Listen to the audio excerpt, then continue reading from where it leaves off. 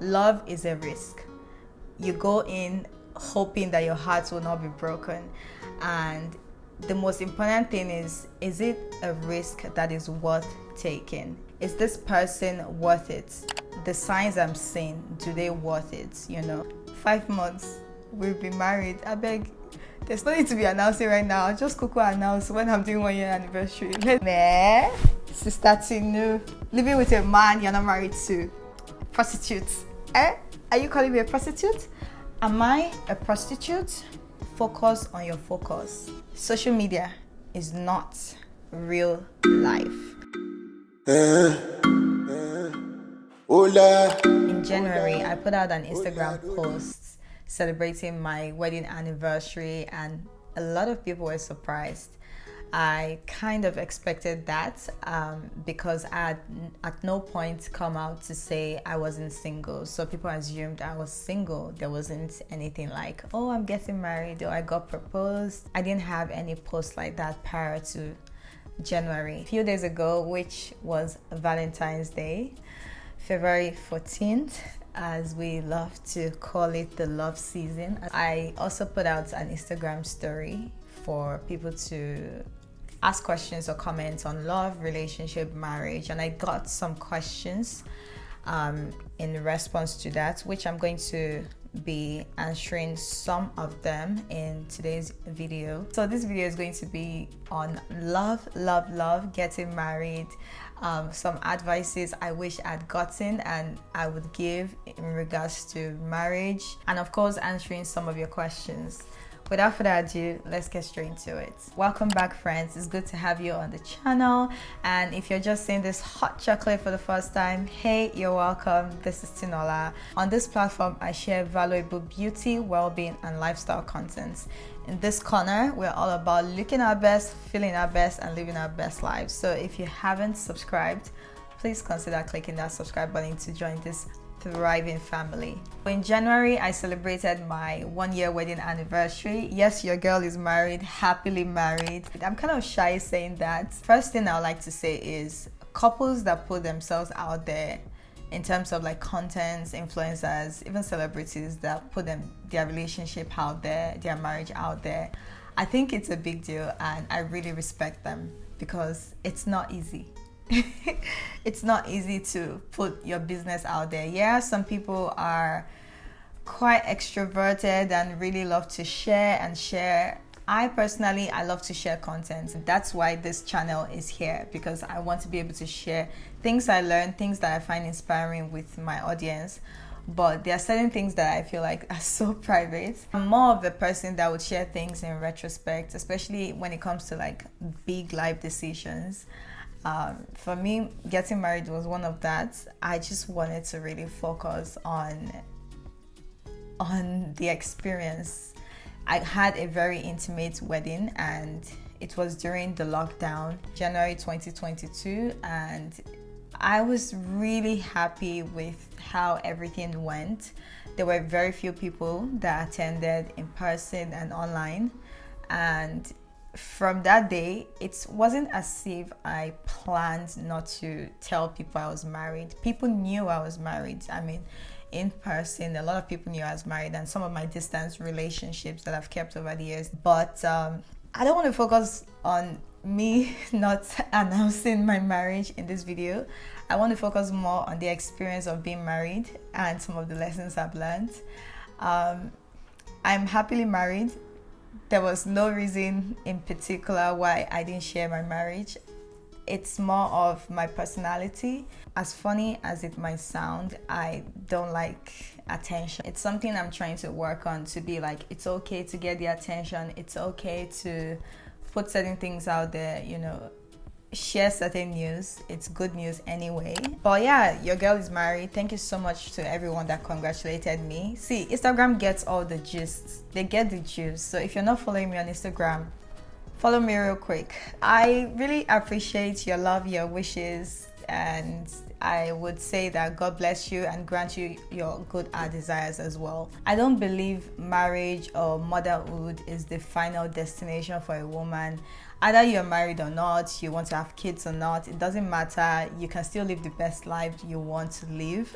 I don't believe that marriage is the ultimate goal, but it was something that I came into wanting for myself, and I was able to manifest it. And it's very funny because I never used to think that I could be that person that would want to get married or have kids.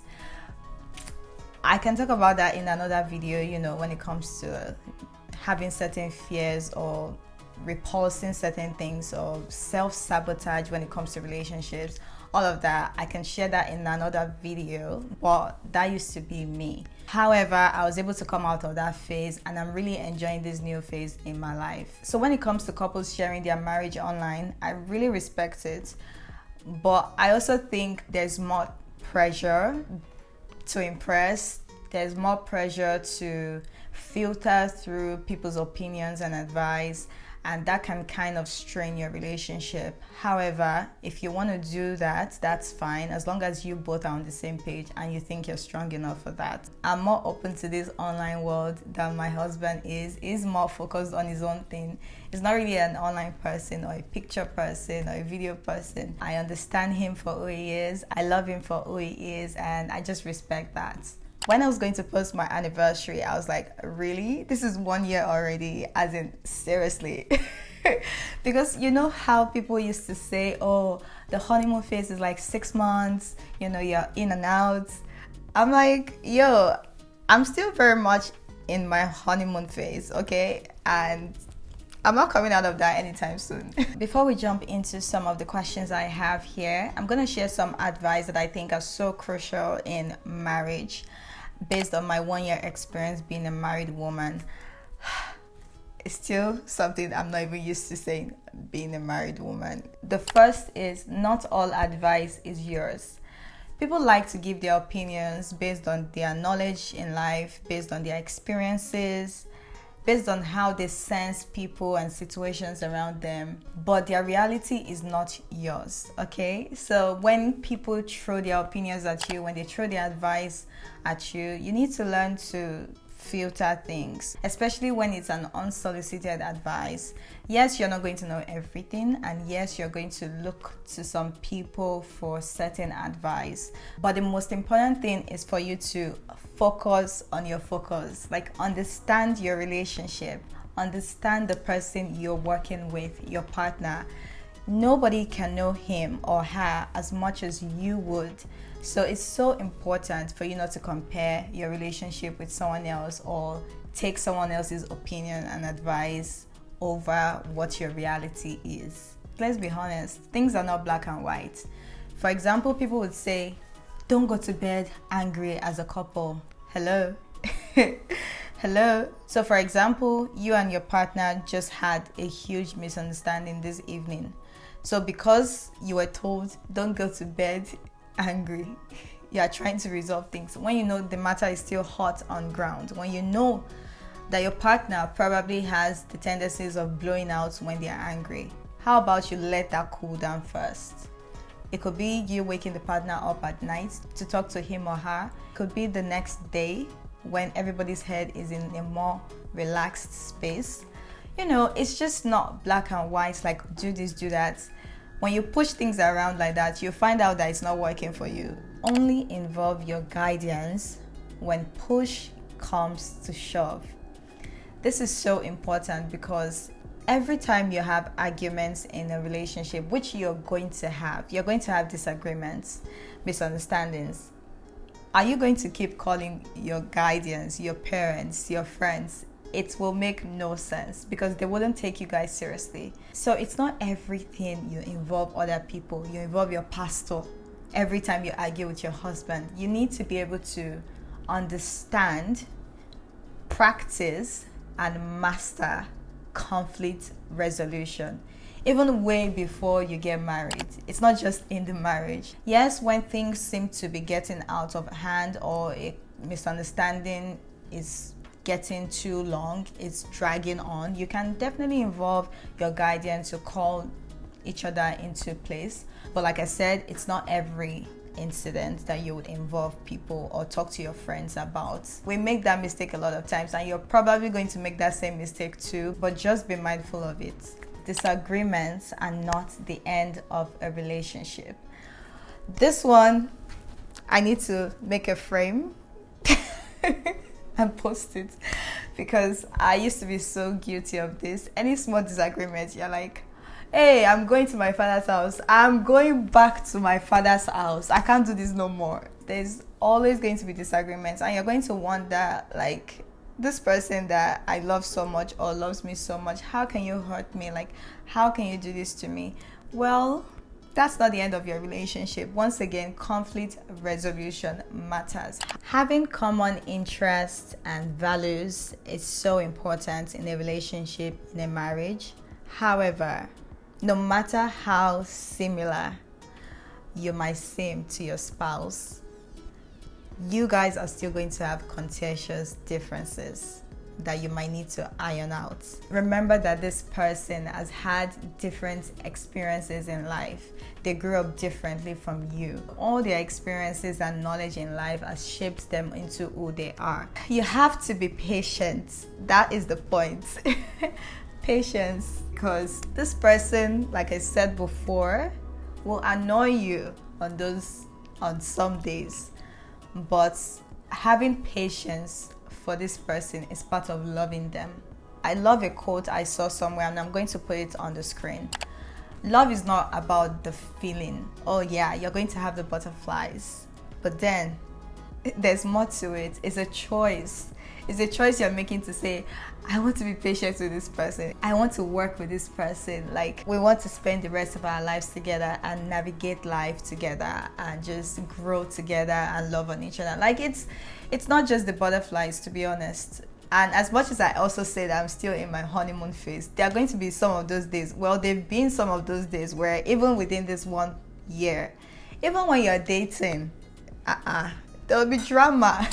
And the last but not the least important lesson I've learned in this past 1 year is, my dear, do not compare your marriage with social media.